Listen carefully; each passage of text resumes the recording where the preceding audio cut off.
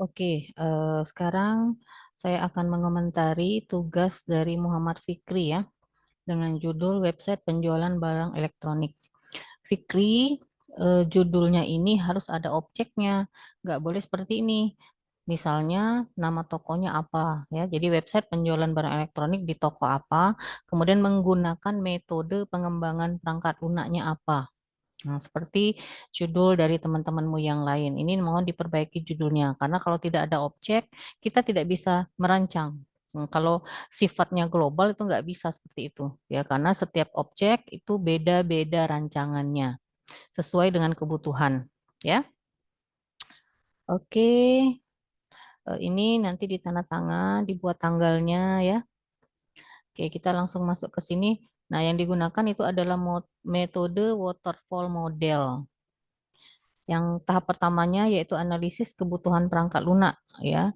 Berarti bab duanya adalah analisis kebutuhan perangkat lunak. Nah, bab duanya ini adalah nama dari tahap pertama waterfall model ya, yaitu analisis kebutuhan perangkat lunak. Oke, nggak masalah isinya adalah tahap dari object oriented analysis. Oke, yang pertama Anda ceritakan mengenai proses bisnisnya. Oke. Nah, ini kan kita tidak bisa tahu proses bisnis kalau tidak tahu objeknya. Ini nggak tahu nih Fikri ini eh, buat prosedur kerja dari sistem yang ada saat ini itu dari objek yang mana ya atau dari toko apa. Itu nggak jelas kan Fikri ya. Kemudian eh, kenapa tiba-tiba ada use case diagram ini? Itu nggak ada seperti ini. Tahap pertamanya use case diagram itu di tahap kedua. Ini tahap kedua bukan? Nah, bukan ya? Oke, lihat isi web, daftar, lihat produk. Nggak seperti ini. Kalau kita buat website penjualan, nggak beda jauh. Paling tidak kamu sudah pernah belanja online ya di misalnya Shopee, di Tokopedia atau yang lainnya ya. Nggak seperti ini dia. Tidak, aktornya itu tidak hanya pengunjung saja, pasti ada aktor-aktor yang lain. Bagaimana sih misalnya pengunjung melihat isi produk kalau produknya tidak diinputkan terlebih dahulu oleh petugas yang ada di tokonya. Nah, siapa nama petugasnya? Buatkan dia sebagai aktor, ya. Nah, ini yang nomor dua itu Fikri buat skenarionya dulu. Jangan tiba-tiba langsung keluar use case diagram seperti ini, nggak boleh. Ya, tiba-tiba juga ada apa ini activity diagram ya. Nah, ini lagi proses. Tiba-tiba ada activity diagram, nggak seperti ini. Ini di tahap desain ya. Ini di tahap desain. Jadi tahap kedua dari analisis berorientasi objek itu adalah buat skenario. Tahap ketiganya itu adalah menentukan objek dan kelas. Tahap keempatnya itu adalah membuat atribut dan operasi. Kemudian yang kelima struktur dan hierarki. Dan yang terakhir itu adalah membuat relasi antar kelas.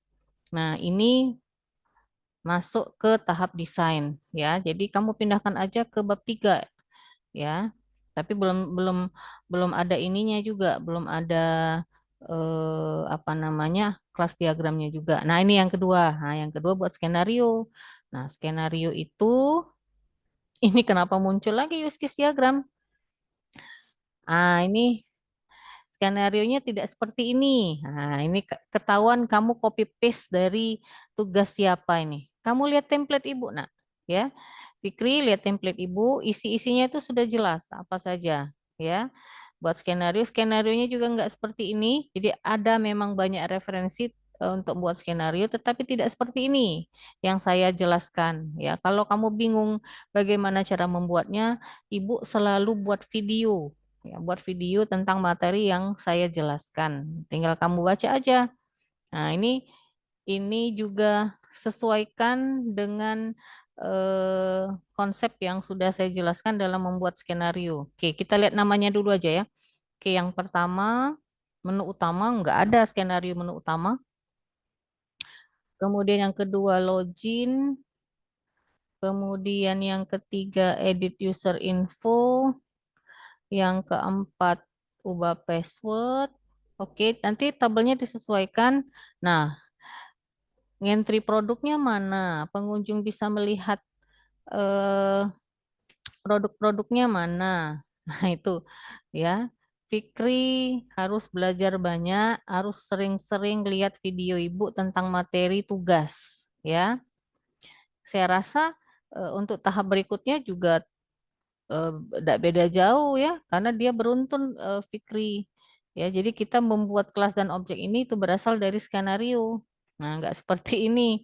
Nggak seperti ini objeknya, kemudian kelasnya juga nggak seperti ini.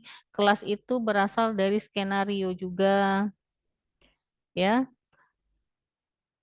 Melihat data mana ada skenario melihat data. Skenario melihat data apa? Nah, gitu ya. Nah, ini sesuaikan semua ini, nggak bisa seperti ini. Struktur dan hierarki. Tiba-tiba keluar hierarki ke kelas hierarkinya yaitu kelas diagram IRD nih. Entity Relationship Diagram juga salah.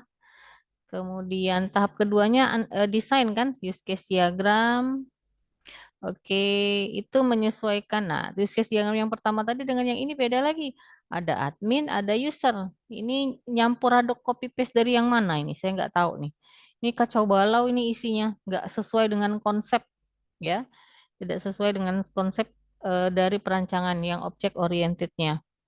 Activity, sequence, kelas diagram. Oh, tiba-tiba keluar rupiah di dalam kelas diagram.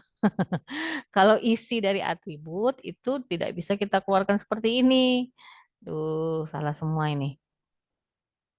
Nah, tahap ketiganya itu tahap ketiga dari tahap pengembangan perangkat lunak yang kamu pakai, ya. Ada login, ada halaman utama, ada halaman supplier. Nah, tiba-tiba keluar halaman supplier. Di use case diagramnya nggak ada.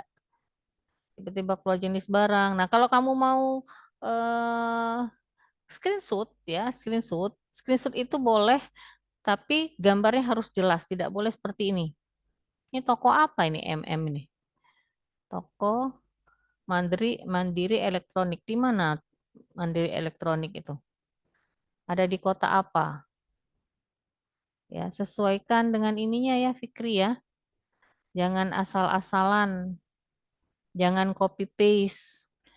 Kamu nggak bisa copy paste dari internet ya, atau nggak bisa copy paste dari tugas atau mungkin penelitian orang lain, karena konsepnya berbeda. Karena tidak semua tugas atau penelitian orang lain itu sama dengan yang saya jelaskan. Jadi harus buat memang harus buat sendiri. Ya, memang harus buat sendiri. Oke, itu saja. Fikri banyak sekali perbaikannya, mulai dari awal sampai dengan akhir tugasnya. Ya.